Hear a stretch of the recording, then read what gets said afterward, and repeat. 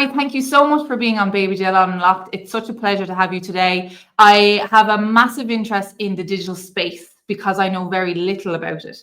And that's why I saw with your post on LinkedIn, you're doing an awful lot of awareness and advocating for, online safety, digital forensics as well, which is very interesting. So we'll definitely be getting into that.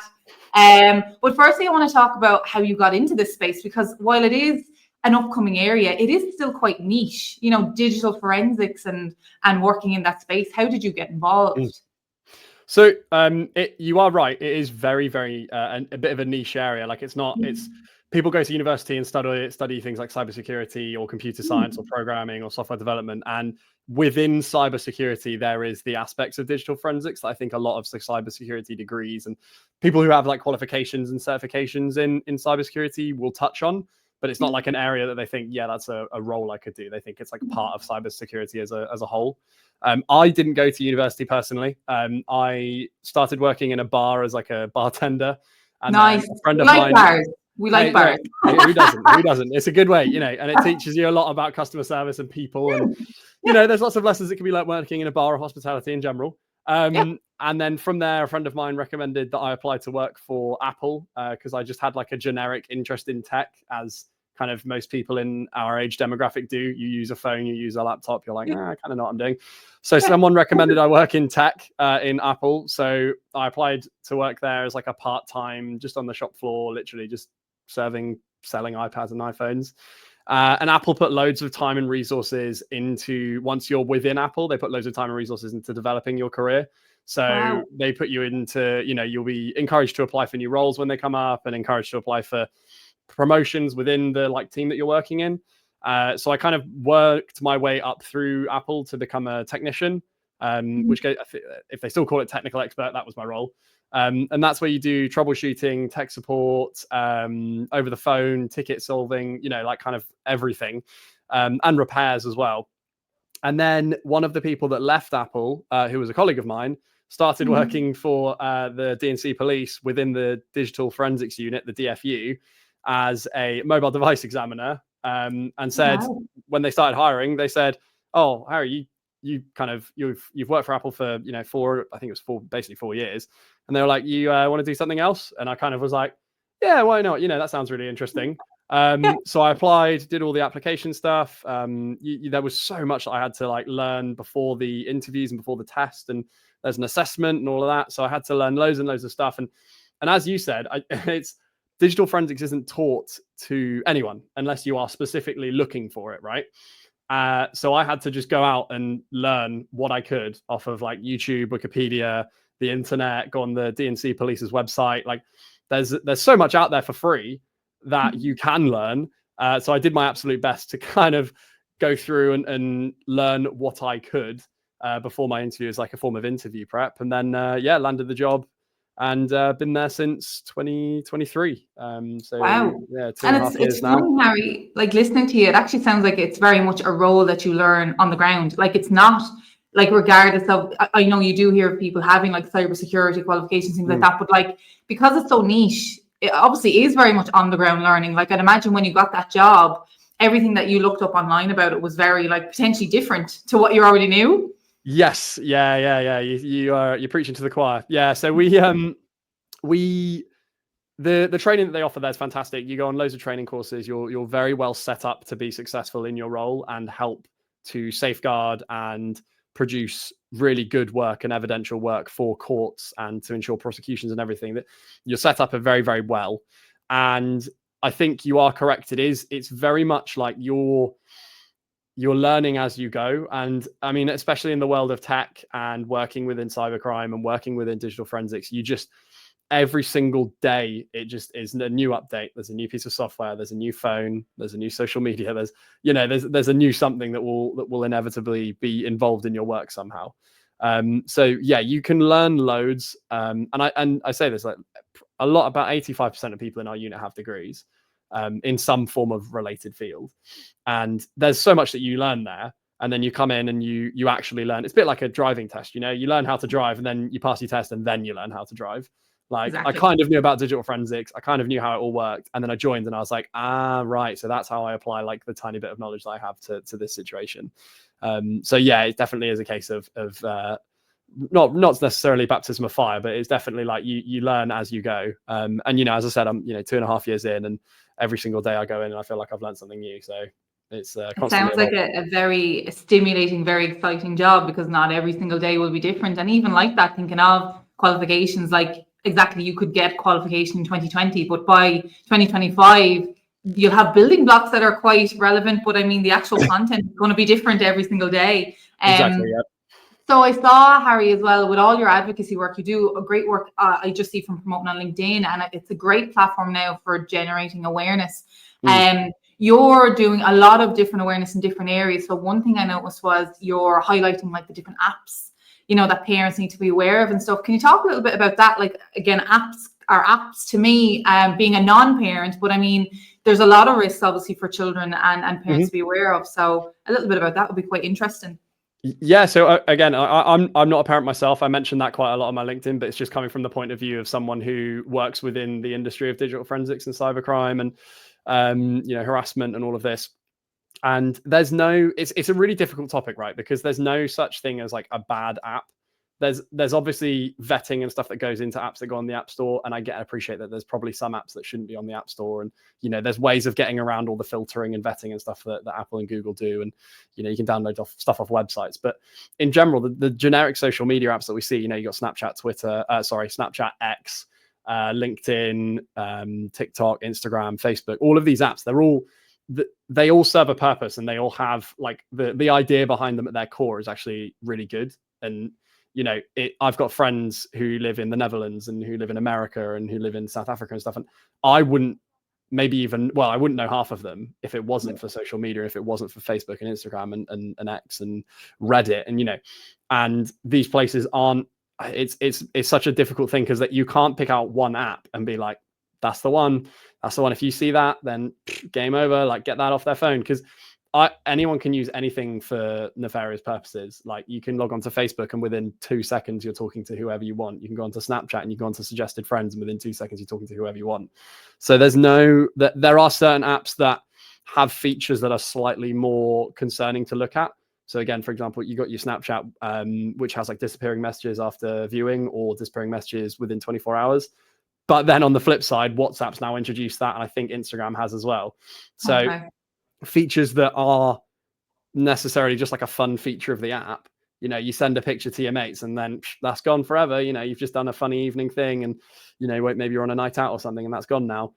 That still can be used in the wrong way. So there's all apps are useful and they all have a purpose, and at their core, I want to believe that every app developer is thinking of the end user in a good way.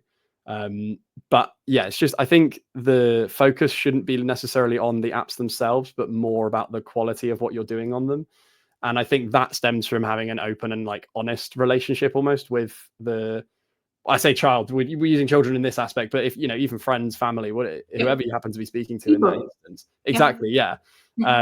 So it isn't, it's utilizing things like parental controls, but also, just using kind of opening communication and being honest with one another about what you're doing on these apps. And it's funny because you mentioned the disappearing messages of Snapchat. Now, Snapchat reminds me of when I was 15, and I did a similar podcast with a man called Amit, which will be posted alongside your one, because you're both in that digital space. But Amit mentioned that you have the like Snapchat that's still being used. Now in my world, it's not, because I don't use it. My friends don't really use it. But that apparently is still so popular because of as you've mentioned, the disappearing messages. So I can imagine that, for a child, that is quite, it's quite engaging for them, because they want to feel that, I'm assuming, sense of privacy, only me and you're going to talk about this, and then there's no evidence of it. But of course there can be evidence of it, because as Amma has talked about, and I'm sure you'll be able to talk about more, is the fact that you can still screenshot. And that's one of the concerning things, because people, or children particularly, having more of an unawareness of the dangers of what goes up online, is forever online, sending things, thinking it'll disappear, but in fact it hasn't. I've also seen, Harry, and definitely tell me about your experiences of this, but I've seen people record using a different phone, the screen of a different phone, so that Snapchat doesn't alert to a screenshot feature. So there's loads of ways that, like, content that you share potentially to someone you think is going to mind your content or get rid of it straight away, may actually be consuming it and saving it in different ways. Have you experiences of that, Harry, how that works? Yeah, so I mean, within the DFU, we don't see the kind of we wouldn't see necessarily that happening, but we would see once it's happened, if that makes sense. Yes. So like, we're not going to see someone, obviously, it's not like we're knocking down doors and stuff, because we work we're police staff, so it's obviously officers and stuff like that. But when we get a phone in that, let's say, for example, is someone who's been grooming someone online, we often find that they actually have two phones. And exactly what you were saying, where if I send something to my friend and my friend has two phones and they use the secondary phone to take a picture or a video of what's on their screen, I won't ever know or be notified whatsoever that they have then got that data for more than the 3 seconds or however long that it was initially intended for. And we see it, we're seeing that. I mean, I say we're seeing that more and more. We see it pretty much with most cases, is they always have multiple devices. They'll have like a laptop, a tablet, and a phone, or two phones and a laptop, so that it is exactly what you're saying. Like, you're sending something with the intention of it maybe vanishing after a day, after 24 hours. But if I take a picture of it, or if I take a screenshot, then that's there until I choose to get rid of it, rather than instead of when you want to get rid of it. So it takes away that, not consent, but it takes away the ability for you to manage your own data, right? Because you've sent this out. You're thinking, yeah, cool, 24 hours later, that's gone. And then it's actually there kind of indefinitely until the other person chooses to get rid of it. So yeah, I mean, oh no, go on. I was just going to say, Harry, in your cases, even with grooming, as we're now talking about it, where does that content go, or where have you seen that go, or what it's been used for in your cases that you've been working on? So I mean, it ends up, unfortunately, kind of wherever the person that's doing the grooming wants it to go. We see a lot of the time it's used more for blackmail than it is for actually sharing sometimes. So they'll use, let's say photo A to then receive video A, photo B, all of this kind of stuff. So it's also, obviously, there's the side of people selling imagery online through places like Reddit, X, Telegram, TikTok, Snapchat, all of that. So there is the side of things where it's being done for like financial gain, but it's also the side of things where they're using it as like a blackmailing point, where it's like, now that I have this photo or video or message, if you don't follow up with another 5 or whatever, I'll then send this to all your friends, because at that point, I'm presuming, they can use your close friends and things to find your friends list. So that's what we typically see is kind of, that's when we would like it to be reported, obviously, is because you're at that point, it's like, you can't undo it now. So let us try and help as best we can. I'd imagine it's very scary, because if you're a child and you're talking to someone online that you first assume is a friend, or a peer, someone you've never met, but of course online it can create this sense of safety of, oh, well, this person's always there for me, or I can talk to them about anything and there's no judgment. Potentially a dynamic that they don't have with, like, say, a parent that could help them but is unaware of what's going on. I'd imagine it would be quite scary when that person literally just changes and switches to quite a sinister approach, and then having no adult to turn to, because who do you talk to? So I think that would be quite worrying for parents, or just adults in general with children in their lives, whether it's a niece or, a friend of a child, whatever it is. It's the idea that the online space is so vast that if you don't have a support system at home, well, you can't report, essentially, because you feel like, well, I have to do this, because if I don't, it'll get out. And I've heard of stories, Harry, again, I'm sure you've wealth of experience in this, but the fact that that grooming and that manipulation. So you have a person online saying, yes, if you don't send these messages, this will actually be sent to your parent. And the person behind that screen may not have your parents' contact, but it's the idea or the threat of that will put you in that sense of fear that, okay, I have to, because I don't want my mom or dad to find out. How do you navigate these kind of situations? So there's lots of stuff like support that's available for parents and carers and brothers, sisters, family members, whoever it might be. And I think the last podcast I went on with Cliff was actually, I harped on it about it a lot there, but I'm going to continue to harp on about it. I think having like open and honest conversations and building a good online and personal relationship with whoever you're trying to protect, that's where it all starts. Because if someone doesn't feel like they've got a person of safety, if that makes sense, like a safety person they can speak to, then it's much, much easier for someone who maybe doesn't have the best of intentions to then come along and take their trust. Because if you've got no one to speak to in person and someone online comes along and says, tell me all about your day, how are you, how'd you get on, that then gives them that sense of safety, that then you're misplacing that trust, which then they can take advantage of. There are so many ways that obviously parents and stuff can get help. One that I recommend to everyone, I think I've shared it a fair few times on my LinkedIn, is CEOP.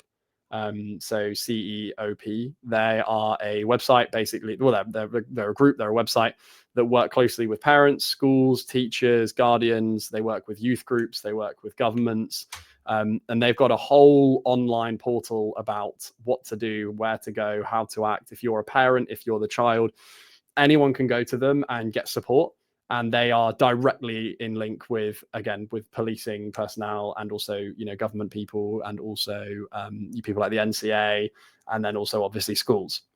They also do education pieces for schools to take for all the key stages. So they have actually created a series of education work that schools can take and then use to be able to educate children on online safety, starting at key stage 1 and then all the way up through I don't know what the key stages end at, but all the way through to kind of 18 years old. So it makes it much easier for schools who maybe the teachers are 45, 50, 60 years old, who didn't grow up with the internet or the internet as it is now. So and again, I'm not insulting teachers or anyone, obviously, but they're not going to have the best idea. And unfortunately, the students are probably going to know about 10 times more than they will, because if you're on your phone 9-10 hours a day and the teacher's on their phone for 2, naturally someone's going to know more than the other one. So CEOP's an amazing platform that teachers can utilize to be able to get more information, even for themselves, but also to be able to look after the children that are in their classrooms. It's not paid, it's completely free. Anyone can log on at any time.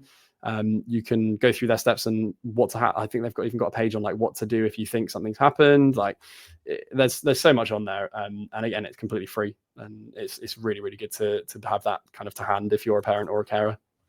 And it's great, Harry, because resources like that are wonderful to share, because like you just described, the digital world is so quick to move on that equally the support is going to keep changing and evolving. Like, what is the best approach? What is the best thing? And in my own opinion, I would always assume that it's the awareness that has to come no matter what. So regardless of the app or regardless of, the features that are coming out, if you can instill awareness in children, and then equally, like you said, awareness in adults about the harms and the risks, well, that's halving the problem straight away, because it's also being able to recognize, well, the signs of someone being groomed or the signs of a groomer online or vice versa. Is there anything like that, Harry, where people should be aware of when they're online, in terms of, well, it's a parent or a child? Like, what are the most dangerous things that kind of happen, or the behaviors online that we should be quite concerned about? I think it's about most of the time, I think that grooming starts with that the misplaced trust, and also sometimes it's just on online games, in places where you wouldn't expect it to start is typically where it would start, because some people will put in months worth of effort to get to basically gain the attention of a child. Minecraft's got a live chat feature, Roblox has got a live chat feature, and again, I'm not saying that these are bad applications. I've played Minecraft for years. I've got friends that still play Minecraft. There's people that are playing Minecraft with their children and have these amazing worlds, and it's such a big thing. But it's more about just being careful and being aware of what they're doing, who they're speaking to. And I think phrasing questions is something that's maybe not thought about as much, is because if you go in super harsh in your way of questioning children, they're just going to close up. And I think, if you're just going in like, who is that? Who are you speaking to? Straight away, they're on the kind of the back foot. They're on the defensive. And again, I can't speak from personal experience because I don't have children, but using kind of open-ended questions like, oh, who did you play Minecraft with today? Yep. That lets them open up and speak to you more. And that way you're going to have a better conversation. And then you can kind of, if you hear something you think, oh, that doesn't sound like a child, you can kind of then maybe investigate that a little bit more. And at that point, you can go to the platform themselves and you can say, look, my child's playing with XYZ. I don't think they're a child and they're pretending to be. And then the person who owns that platform can then go and investigate that person's account. Again, it's not going to be a case of every single report that you make, they're going to personally go and investigate the person. But if, let's say, that person is a groomer and they're speaking to 30 children and 2 of those chat threads appear to be like sexual in a nature, then that'll ping up on their support thing, and then they can go about the kind of correct way to deal with that account. So there are, I think it's just having that kind of open line of communication between you and whoever it is you're trying to look after, especially when it comes to even at like, chat rooms, if you're going on just in group chats, if you're talking to your friends on school, because again, you can people can impersonate your friends on Facebook and Instagram and stuff. That's not been that's been a thing for years. Even when Facebook was first started, obviously it doesn't take a lot for me to create a Facebook profile and put a fake Facebook name and a fake picture on it, and then I'm suddenly Jeremy Smith who lives down the road, and I've got a completely different face. So I think it's just being aware of what your child's doing and having a good line of communication. I think that's probably that's the best way to just keep an eye out for it, really. And you've made a great point as well, Harry. It's actually being directly involved, as in you're not being passive parenting with this. And I don't think any parent can be. They can't afford to be passive in this space, because if they are, they're essentially allowing their child to navigate this completely, dangerous world. We have to be honest. It is a dangerous world if you're allowing a child to navigate it on their own. Without having any awareness of asking basic questions on a regular basis. So me being an early childhood expert, I would say yes, exactly as you said, open-ended conversations, but you're doing it in a way that you're making it normal. One-stop tokenistic conversations of, oh, well, who are you talking today? Just because you have a suspicion is not going to be productive. Exactly as you said, the child's going to get defensive. The child potentially will feel more protective of their online space then because they enjoy it. They don't want to lose it. But it's normalizing that, did you see anything online today? Or who are you talking to today? And then just leave it at that. And even if you are concerned, or suspicious of something, like you said, not going in straight away with a hard attack, that's not going to work. You might have to kind of play the long game, maybe for a couple of days, and normalize asking those questions. Like, oh, you're talking to them again. Oh, and what are they like? Where are they from? Getting into that kind of, as you would a friend in real life. A parent's not going to have no awareness of who their child's hanging out with in person. So why would that be the case online? Yeah, but I think it's also about practicing, digital, for lack of a better word, digital hygiene. It's like doing as you say as well, because if you set real life boundaries as far as technology is concerned, that's going to help you as well. What's a good example? Not having phones at the dinner table. That was one that my mum, when I was growing up, was really, really hard on. And I think that in itself, if you as the adult don't have your phone at the table, you are modeling that behavior. They won't have their device at the table. And then whilst you're at the table, that's an excellent time to speak about what they're doing on their thing, who they're speaking to, what they're doing on their tablet, So creating those safe spaces where there's no tech involved, you don't have yours, you're not answering the phone at dinner, you're not texting anyone at dinner, you're not watching a video, the TV's not on, that those small things can actually help massively, where it's not necessarily a really difficult thing to do, because if you say, well, actually, I'm not going to have my device at the table, so mutually, and you're just giving mutual respect back and forth. Obviously, there's things like parental controls that you can utilize. I know that from my years at Apple, I know the parental controls with Apple are, you can lock it down to the micro macros of even words that it has on the screen. It can detect that and it will turn that off. But you're then kind of, it feels like you're almost micromanaging them, and you still need to let them have some level of autonomy. And again, there's Google, you can use Google do the same thing. Games consoles have the same thing, parental controls. You can do parental controls on your router, so on your Wi-Fi you can set those up through BT, Sky, Virgin, all of those. You can filter for age and content. Again, children are smart, so they probably will find a way to bypass those controls.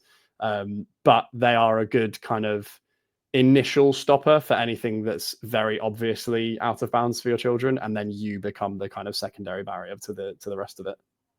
I would agree with you, Harry, because to me, if I was to put myself in a position of a parent, I would be worried that I've missed something. Oh, I didn't realize I didn't realize there's parental controls on, say, your Wi-Fi router. So I'd be there thinking, if I'm worrying or concerning myself about everything needs a parental control, but I'm ignoring having conversations with my child, that's going to be a massive disconnect. So like, would there be a case where there's a reliance nearly too much on parental controls for the actual digital stuff, and then not actually working or talking to the human that you're, whether the parent of or a friend of? Does that happen?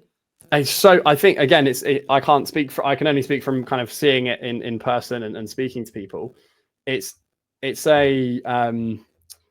is definitely a real thing. Like, if you're relying super heavily on parental controls and you're just like, don't worry, they can't even go on the internet, like I've turned everything off, then if they manage to get around that, which unfortunately, again, they will, there's no, that's it. Like, they will never tell you, because they'll be like, well, if I tell them, they're just going to take away what I've done. So I think it's that you can utilize them. Again, as I said, like, there's stuff that is very obviously not appropriate for like an 11-year-old to look at on a tablet. But there's also stuff that an 11-year-old can look at on a tablet. Like, there's games and there's YouTube and things like that. And if you lock down everything and then they manage to get around the lockdowns that you've put in place, they're not going to want to tell you, because then they're going to lose the ability to do what they're doing.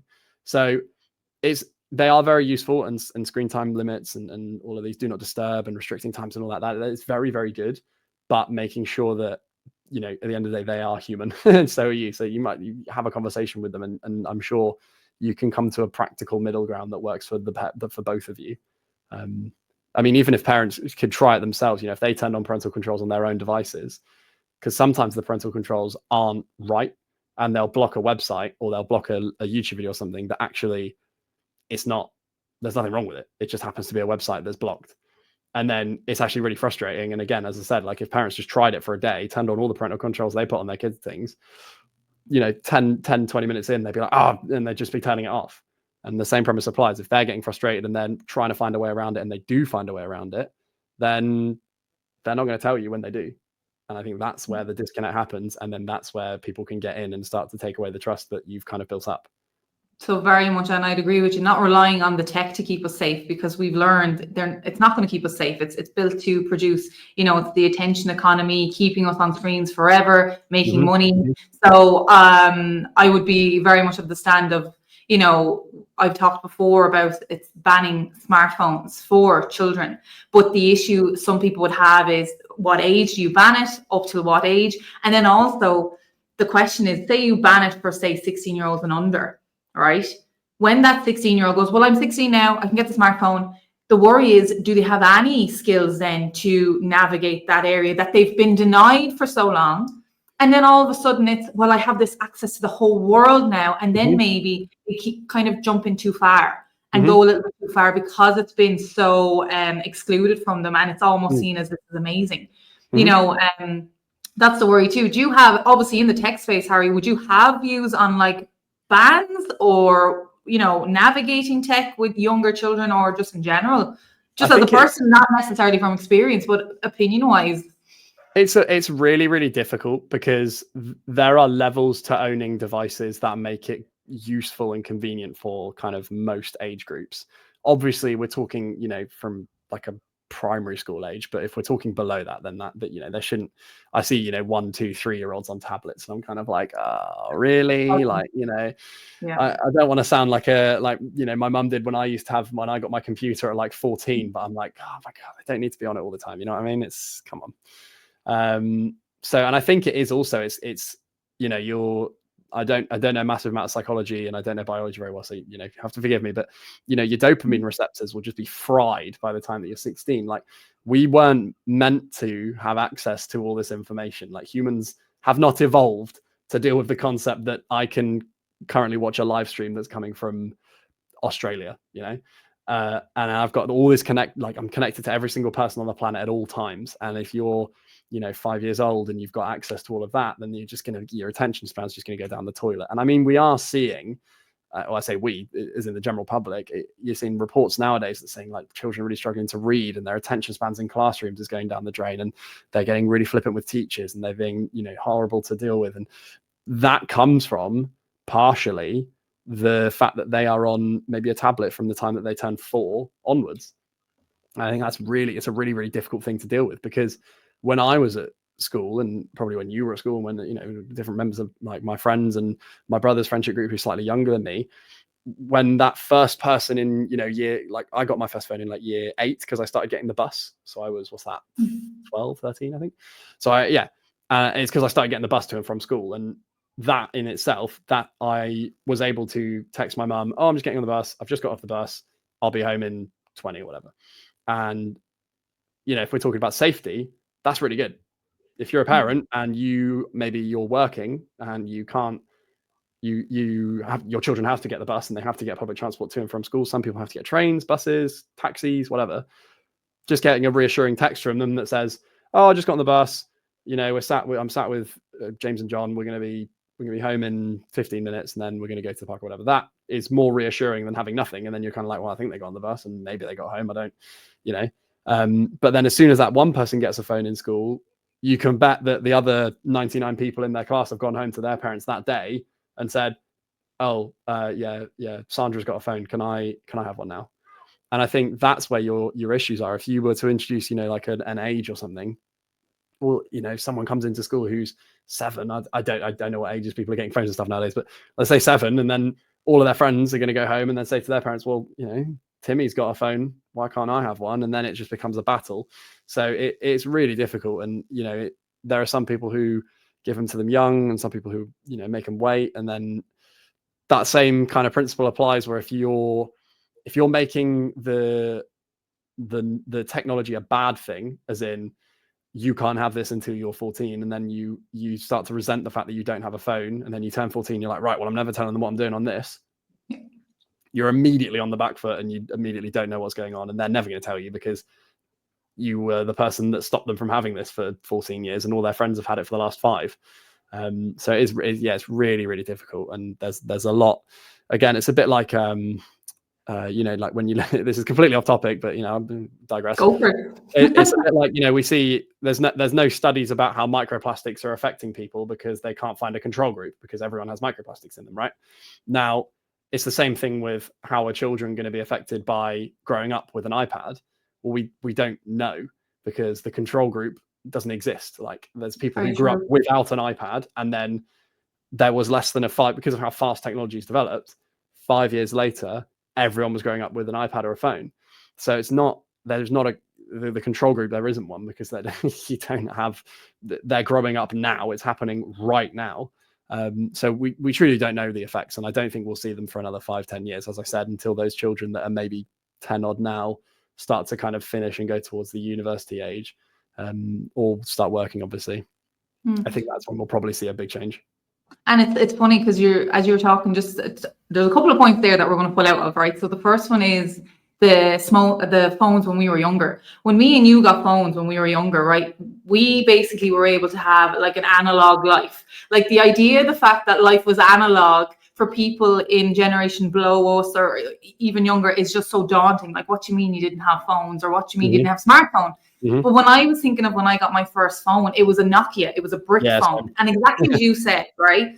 It was very helpful because like there was no camera on it. You just text and call. Now I know texting would have been very, very slow, but all you really needed to say was on bus or on the way home. Very few. Whereas now, exactly. Whereas now, that's what I would be on the fence about is, yes, I believe children should be able to have, if they are traveling or, on activities and parents are working, and especially if you have 2 parents working, everyone kind of needs to be in contact in some way. But I would always ask, does a child need a smartphone? Because if the smartphone is the issue where they're connected online all the time. Now, I have heard people say, well, they need WhatsApp. Okay, why do they need WhatsApp? To talk to all their friends. Yeah. What's the difference? And I probably sound very old-fashioned, but that's my thing but you'll see them tomorrow. You will see them in school. Like children live, especially when you're in a school environment, children are engaging with peers all the time. But I do think it would be quite naive of me to just say, yes, well, children should just all get brick phones, because it's the peer pressure aspect. Your child is competing with other children every day. Parents don't want to be the parent that's seen as the bad parent or the strict parent. But sometimes I'd say, well, sometimes you have to actually make that hard call for the safety of your child. If your child was, the only child in a classroom with a brick phone, but at least you can guarantee they're not seeing all these photos being shared in WhatsApp groups, or, you know, they're not being tagged in things on Facebook. You know, they're not being engaged in any internet unless it's at home with a communal computer, as we would have had as well, the computer in the hallway. You know, but that's the thing.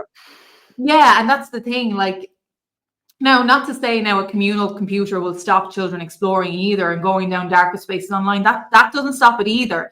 But it's the fact of how you're navigating it and what's your purpose of giving a child a smartphone is more kind of what I'd be looking at. Have you any experiences of like children in your work just in general? And like, obviously you've mentioned grooming, but is there any other things or areas where children being involved in this area is coming up in your work? I mean, we deal with some, like, I won't go into it too much, but we deal with some pretty hefty stuff. You can. Yeah. We deal with some pretty hefty stuff as far as like child abuse and child imagery and online grooming and kind of extortion and all that is concerned. I won't go into it because it's not a very nice topic to talk about, to be completely honest. It's just not, no one wants to hear about that. So it's not a nice topic, but it does happen. I think that's unfortunately, what some people need to hear is that you can live in a perfect world where you think stuff isn't happening to children in real time, but unfortunately, it just is. Like, it is a real danger, and I think people who think it's not going to happen are at most risk because they become kind of hands off and they're like, it won't happen to us, and that's when stuff does happen because you're not thinking about it. It's not at the forefront of your mind. It's like, we teach children to look both ways before they cross the road. Yep. We teach children to say please and thank you. You know, those things are really simple. And then you're not teaching them about having digital literacy or having digital well-being or having digital check-ins. Like the things that, again, we're referring back to how we grew up versus how people are growing up now. But the things that I needed to know about when I grew up was, well, I like in the sticks of Somerset in England, it was literally like, look both ways before you cross, and if a tractor's coming, you can probably get across the road before it does. Like, that's a really simple thing for a child to understand. And I didn't have to worry about, well, if someone's talking to you online and they ask you to send a photo of yourself, you probably shouldn't be doing that, regardless of if they're your friend or not. That's not something I had to worry about, because when I was growing up, it wasn't a thing. Like, it just wasn't. I had as I said, I didn't have a brick phone. I had like a Nokia 3310 or whatever they were. So it did have a camera, but you're not seeing anything on it. Oh, fancy. I know. That's why you're in the tech world now. Yeah. Because I had a camera phone. Yeah. But it's not like it's such a weird thing to think about, because, again, as I said, like, stuff that was every day for us, crossing the road, saying please and thank you, making sure that if you're getting on a bus, you know where you're going on the bus, that's now become crossing the road, you know how to ride a bike, do you know how to operate the internet safely? And then you're saying the internet, which is like billions and billions of search results and infinite data at the right at the tip of your fingers, constantly, 24 hours a day, whenever you want. That's a massive task. It's a Herculean task for, you know, a parent to deal with. So as I said, I think taking something that we all now take for granted and making it a part of everyday life, as much as it already is a part of everyday life, is where it really counts, because you're, as I said, you know, you're effectively teaching them to cross a virtual road. You know, look both ways and be careful when you do it. I think that's kind of, I don't really have a better comparison than that. But it's funny, Harry, because I'd actually add to that. It is a good example, the virtual road, because we don't even know how to navigate it. So that's part of the problem. Whereas in an actual road, we understand, look, you have to look left, you have to look right so you don't get knocked down. But if we're trying to navigate this virtual road, we're all addicted to screens. We're all seeing this content. And while we're potentially immune to it at this stage, there's still content that we can go, no, I don't want to look at that. You know, we can't say for sure that children are looking at that or not looking at that. And that's the area of gray where, well, how do you navigate, as you said, this virtual digital road? And there's another side of it then as well, Harry. I'm not sure if it's in your area, but I would love to touch on it, at least AI. You know, is AI factoring into your work at all now? Not yet, but we are definitely seeing a massive increase in it, and it's worrying to me as someone who works in this space what it could be used for. In what ways, Harry? How do you mean? So I've made several posts about this on LinkedIn, and everyone that I speak to, I feel like if I could stand at the top of every building on the planet and shout about it, I would. It is posting your children to social media is creating an issue before they even have social media. Now, if you went and posted a photo of your son or daughter at the age of 2, and you're putting it on your Facebook and you're showing all your friends, that's all well and good, but who else is going to see that photo, first of all? And I think as I said, I speak about this a lot, but it's the creating a digital footprint for a 2-year-old that hasn't even touched a phone is a wild concept. Like, again, conveniently for us, we grew up in the way that I have managed at every stage of my life. I have been personally responsible for what is on the internet about me. So everything that is on the internet about me, I have put there by me from myself. It's not been, my mum didn't have the opportunity to do it. My dad didn't have the opportunity to do it. My brother didn't have, no one except for myself has had the opportunity to put me on the internet. Whereas someone who's 1 years old or less, someone who's 2 months old, 1 month old. I'd actually add in, Harry, you'd have people children in the womb. Yeah. Sorry, they're not even born. Yeah. So it's like, it's before they're even, they have a digital footprint before they're even born. And that's an insane concept to think about, that someone who is 1 month old could potentially have more photos on the internet than you or I do already. And the way that ties in with AI is you can now use AI to edit images, to create films, to create videos. And, I won't kind of detail it, but if you've got a body and a face of a child, and you've got AI that you can just type in a prompt and it'll do what you want, there you go. You've got effectively AI generated child abuse. And with how not good quality, but with how high quality AI imagery and videos are now, it's becoming it hasn't become a thing, but it is very quickly becoming a thing. And so is what's happening then, Harry? So say like people that are using this content to create, child abuse content, does that mean then there's a big demand now for looking at, say, just normal social media profiles that are like, family orientated, and then they'll use photos that have children in it to kind of put into AI, and then they end up generating more content then in that way? Is that essentially the issue? I mean, there's so many issues. It's not just that one, to be honest with you. But I mean, the ones that I see a lot on social media, I mean, the main two is people innocently posting their children to social media and they don't understand what the impact of that is. Again, like, that image is now on the internet forever, indefinitely. It's never coming off. If that is a child in a bathtub, that's on the internet forever. That's the first one. And then the second one that we're seeing, I say we, again, like the royal we, everyone, is seeing a massive growth of is families creating like a TikTok or like an Instagram account and then posting their children and family to that Instagram account. And then you look at the number of saves that a video has got, and the video of some, like an innocent video of like a 3-year-old girl having a dance with her mum has got 50,000 saves. And you're thinking, why has this video of like a 3-year-old girl just dancing in a tutu with her mum got 50,000 saves? 80% of those are people who are going to be taking that video and editing it or changing it or sharing it with their friend, in the wrong way. And it's, and it's, as I said, like, the internet is a wonderful place, but it can be a horrible one. And creating a digital footprint for a child that doesn't have access to that is, again, in my opinion, wrong, because they don't have any control over it. And once it is, I think what a lot of parents and carers and sisters and brothers and stuff don't understand is that stuff is never going anywhere. Is once something's uploaded to the internet, it's done. That's it. There's things like the Internet Archive that backs up the entire internet every like 2 months or something. And you can go back to websites as they were 15 years ago.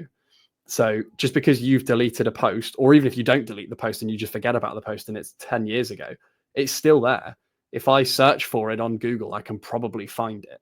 So it's that kind of stuff just doesn't go anywhere. So if you're posting your family, your children and stuff, just be so careful where and how you're sending it or sharing it, because you don't know who's on the other end of the phone.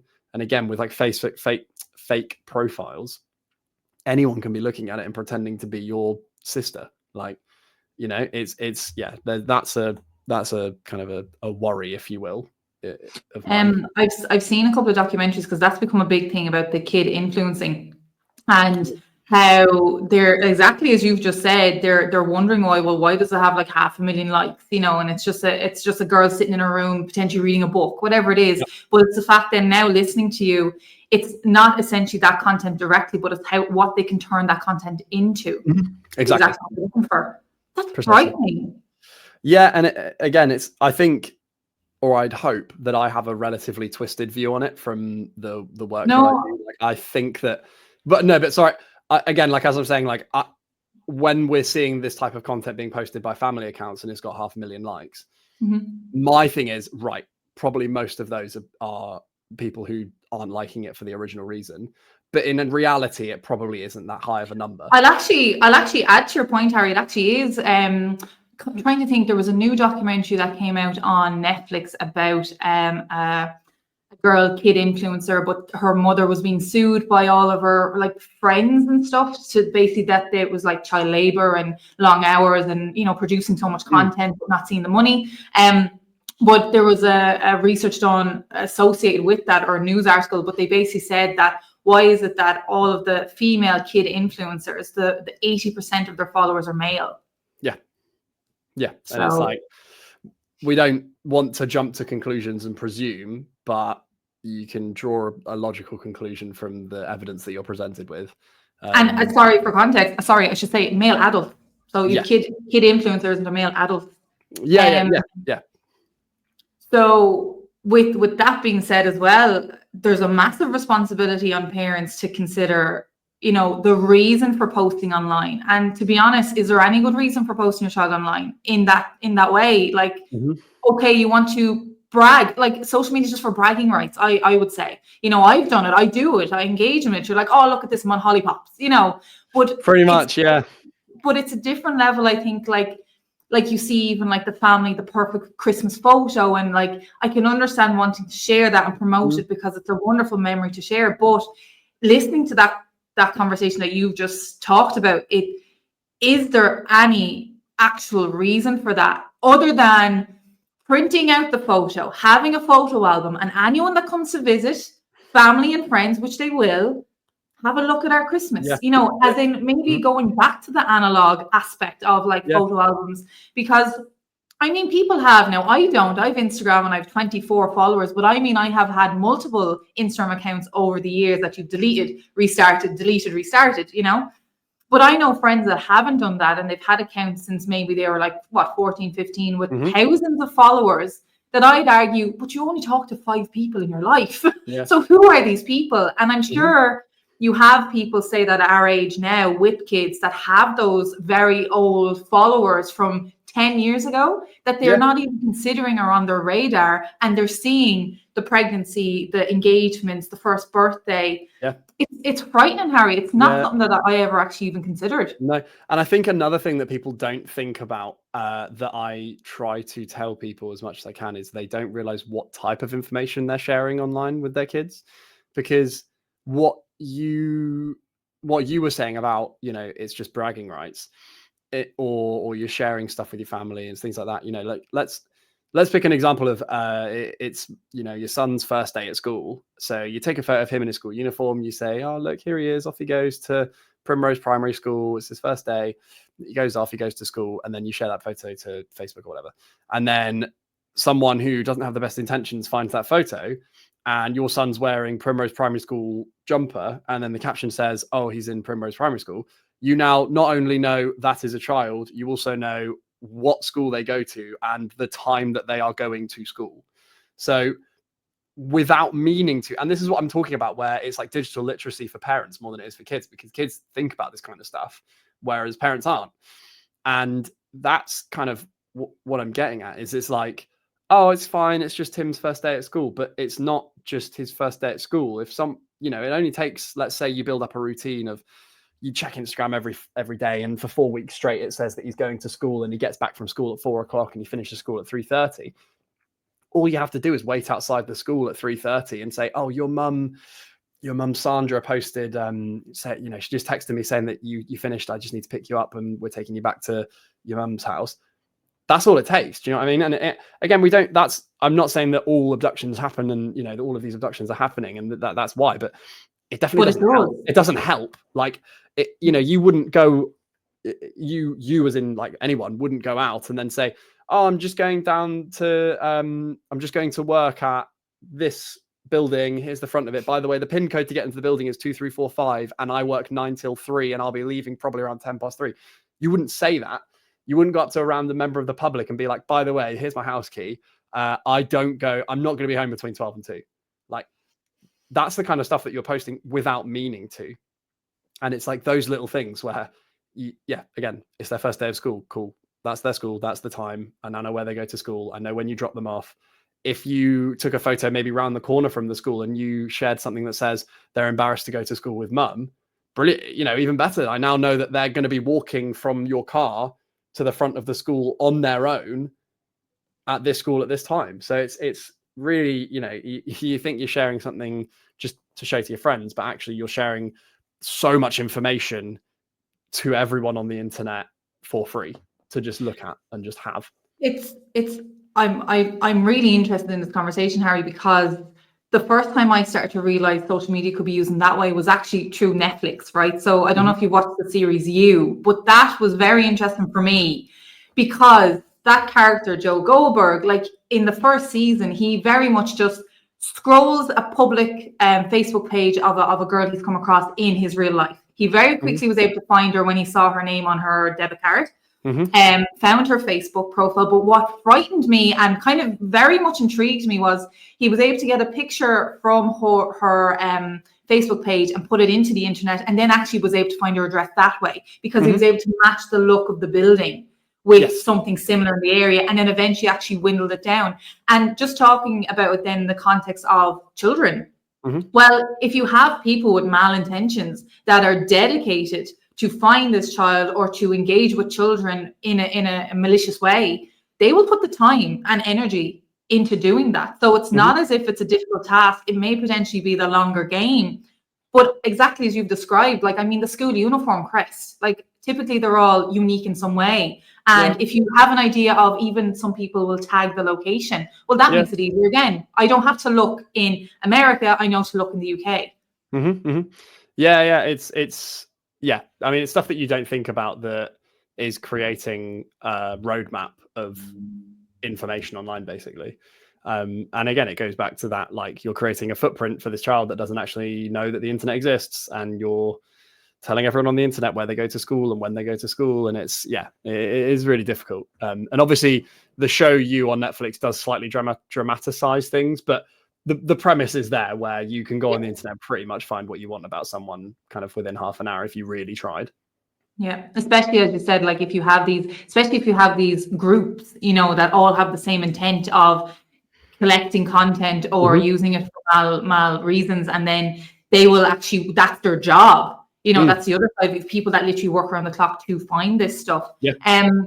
I could talk to you about hours with this, Harry, just because I think it's such a concerning issue. It's very much a reality for people to know about. And I think it's something that needs to be very much aware. So like the fact that you're doing so much in your job on top of your, your 9 to 5, if it is the 9 to 5, but in top of your day job, being able to promote awareness about this, I think is so important. I think it's definitely important for people to be aware of the innocence of posting children in their close circle online. It's definitely stuff that I've never considered. And personally, I've never considered it because I have one niece in the family and my sister has no social media. But I know friends and family in different contexts that plaster that everywhere. And now I'd nearly be like, you need to listen to this. Like, this is actually, it is frightening. And I don't think in any way it's being dramatic or exaggerative, because it is a reality, especially with the fact of AI being in our lives now and what it can do.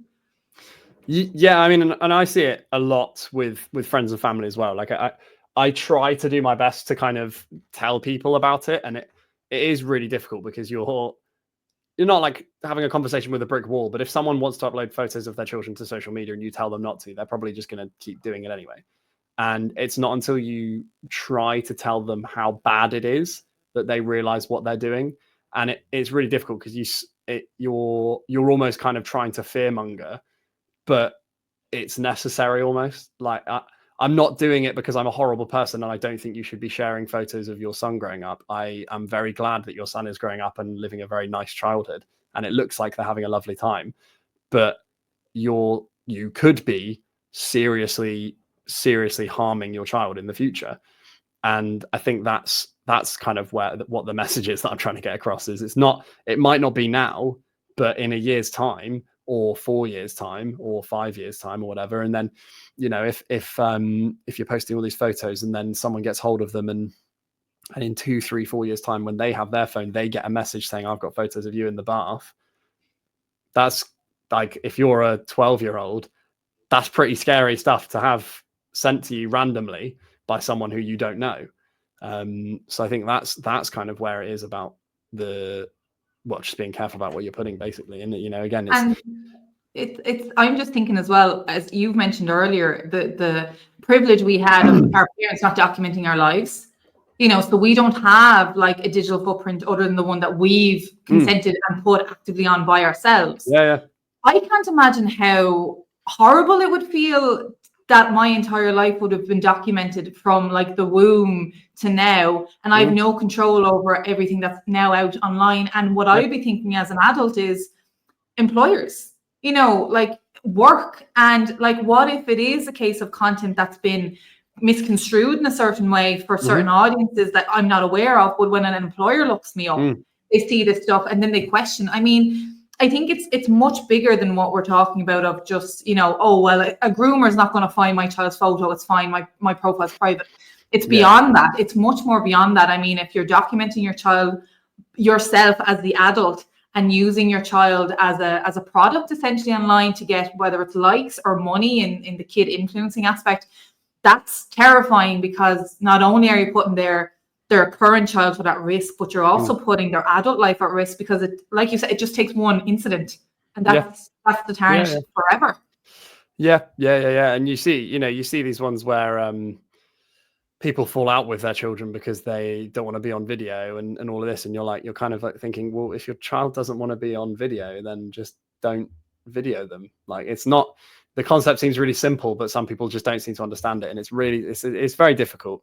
And again, if a child is confident and happy to be videoed when they're younger, then they might take that confidence into their own online life, and then they might share the videos of themselves that they don't want shared. So there's a kind of myriad of issues that comes with it, and I think, as I said, it starts with the parents and the carers being aware of what they're doing on the internet before it gets to the child. And which then again, as well, back into digital literacy, right? Digital literacy, and I love the phrase you've said is digital hygiene as well, and digital well-being, all these key terms that would be very good to be aware of, like just in general. But also, I think it's coming back to you as the adult. What is your purpose for posting a child online? And if it's for your own benefit, for your own gratification, oh, well, all my friends are liking it, and oh, I'm getting great praise, or I'm getting lovely comments. Okay. Because we as adults are addicted to social media as well. If that's your reason, that's not a good reason. As I said, I don't have a good reason. And in this conversation, in this podcast, Harry, I think we agree, we don't have a good reason for why you'd share your child online. Considering the risks, it's not worth it, really, is it? Like I've got, this is coming from personal experience. I've got 2 step nephews, and my fiance has nieces and nephews and stuff like that. And I would never dream of putting any imagery or videos of them on the internet. I just wouldn't, because it serves, even from like a selfish point of view, it serves me no purpose whatsoever to post anything with like it doesn't, what does it give me? It doesn't benefit my life in any way, shape or form. If I want to show my dad photos of my fiance's nephews and nieces being cute, I can take those photos. I have those photos. I can just show them or send them to him. That's fine, but it doesn't need to be put on Instagram for the 300 people that follow me, albeit they are all people I know, but it's still 300 people. It's the same thing I was saying earlier. Like, I wouldn't print off a photo of my child. Well, I don't have a child, but if I had a child, I wouldn't print off an A4 photo of my child, just go up to someone in the street and be like, you seen this? Do you like that? because why would I? I'm not benefiting from anything, and that person, I don't know what their intentions are. So it's the same premise. Like it's not sharing it, because again, as I said right at the beginning of this, social media is a wonderful thing, and it connects people who could potentially just not be connected. Now, again, I've got friends who don't see me more than once a year, maybe once a year, and they've seen, you know, some like lovely times that I've had when I went on holiday with my dad, my stepmom, and all of my step siblings and their children. And I know and I'm comfortable with the fact that they've seen those photos, because I sent them to them directly, and I was like, guys, look, we're on holiday, look how amazing this time is. And I can kind of that the not the gratification, but the enjoyment and the reason for sending those photos is because I had a nice time. I want to share it with my friends in our friendship group about the nice time that I had. But there's no likes, there's no dopamine I'm getting from that. I'm just like, guys, look at this great time I had. That's all it is. And it is really difficult to tell people to stop. And I don't know what the solution is, if I'm honest, because it's just a case of in my personal life, I try to tell as many people as I can about what they're doing and being careful, but there's only so much you can do, right? And I understand that as well, because it's not as if everyone has the benefit of being close to family. You know, there's so many people living in so many different countries because of different reasons. It's trying to keep connected, and social media is that reason for keeping connected. But at the same time, like you said, in terms of like two kind of evils, the better evil would be just to at least send it directly through whatever it is it WhatsApp or even just photo messaging, whatever it is, whatever your app is. And then maybe potentially developing, is it like a family group or something? So you know that it's all being sent to the five people in at the same time, and people can have conversations about it, but not necessarily then putting it into a public platform for everyone to see, even if it's private. I mean, of course, even if it's private, the risks are still there, because if you have, like you said, 300 followers and you think you know them all. But the other thing is, even when those followers interact with it, it potentially shows up on other people's feeds. So you don't know. Yeah. And that's, it's difficult. It is really difficult. And it's just trying to have that hygiene and that intelligence when you're doing stuff, really. That's all I can offer. And that's the thing. So like, Harry, we could talk for 2 hours, but it's just like, a podcast is an hour, and I'm sorry, I'm sure listeners want to listen to more. But I mean, it's wonderful work that you're doing. It's vital work that you're doing, because alongside your day-to-day of what you're doing in terms of the digital forensics and everything, but it's the messaging that comes along with it, I think is so impactful, and it needs to be shared so much louder. As you said, if we could all stand on the rooftop, like I think I've learned so much. Now, I thought I had an understanding of social media myself, but after talking to you, it's given me so many more areas for pause, just as a person, you know, let alone an educator or, you know, an adult. It's just given me loads of moments for pause that I think is so valuable for people to at least just consider. You know, I think we need a very open mind to this. I think we need to move away from it's going to be grand. You know, nothing's happened so far. That mentality is going to get a child in some serious situations that, you know, wouldn't it be better to just avoid them altogether rather than put the child at risk to potentially be in one of these situations, you know? So I have to say, Harry, our time is done, but I am so grateful for you coming on this podcast. That's honestly, you've shared so much. Like, it shows as well, like, a qualification is a qualification, but the lived experience and the actual work experience is so invaluable. I know I could have easily talked so much more about the different work that you've done, and I'm aware you have certain limits on what you can share. So I respect and appreciate that. But thank you so much for all your work that you do in this area, and I want to keep sharing all your work. I want to keep advocating for it, and please keep up all of that awareness that you are doing, because I know it's going to be hitting people. If it makes a difference of one person's awareness, that's huge. That's all it matters. That's all that matters, really. And it is. Yeah. I think if I could leave one message for anyone that is listening, or that anyone that would want advice, it's the CEOP website. So it's ceop.police.uk. If you just Google CEOP, it will take you to that. I'll link it. I can link it. I was going to say, when this goes up and I share it, I'll put the link as well. But it's connected to everything. They've got how to make a report, what happens when I make a report, how can they help us, key stage, everything. It's brilliant. So if there's anything I could shout about, that would be it. If you have any questions or anything, you can contact your local police force. We are always happy to help. the reason that there are teams for this is so that people can reach out. And there is help there for you. You can just go and find it using the CEOP site. Well, I feel like this episode in itself is going to be a help, let alone all the lovely resources that you've shared as well. So, I mean, these conversations need to be had, and I think they need to be had more. So thank you so much for being on the podcast, Harry, and thank you so much for your wonderful work and your crucial work in this area. It's making a difference, and I just want to be able to be a space where this work can be promoted even more. So thank you so much for being on Baby Gel Unlocked. We really appreciate it. No, thank you for having me. It's been good fun.